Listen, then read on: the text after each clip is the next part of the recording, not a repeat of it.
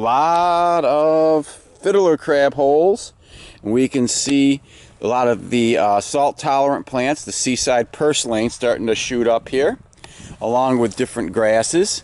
And we are moving right towards the intercoastals. You can see it right there in the background. We do have mangroves, starting to find mangroves. So here's our mangroves.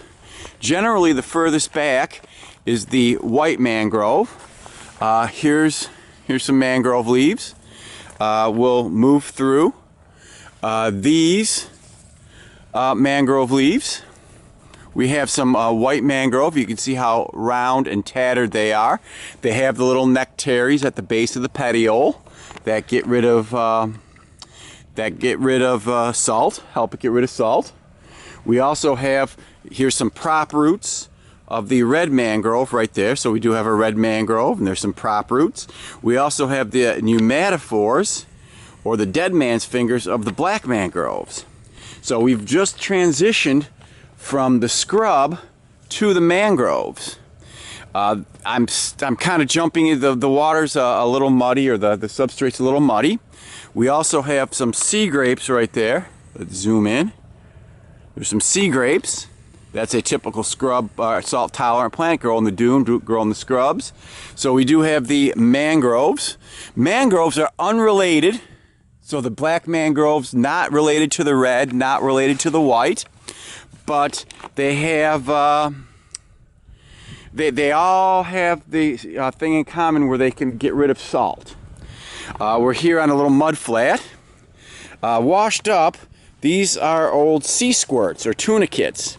If I can find one that's a little bit damp, here we go. Pick it up. If you squeeze them, they squirt water when they're a little moist. We'll try to get one. These are more moist. You can see they are filter feeders. Whoa! I just got wet. So they do. They are called the hillbilly squirt gun. Their larvae resemble juvenile fish, so they are belonging to the phylum Chordata, same as us.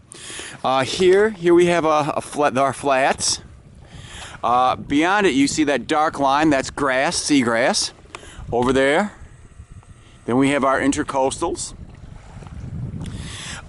This area is very productive because of mangrove roots, and seagrass provides habitat for spawning for smaller critters and then in turn larger critters. It's said that up to 80% of living things that live in the ocean enter these estuaries for reproduction. So this is the little mud flat here at Fort DeSoto, Arrowhead Trail, and this is generally where we wrap up our test. Sometimes we go in, and we will be going in and doing some seining. I will document that for a future video series, but this is the maritime forest ecosystem at the Arrowhead Trail.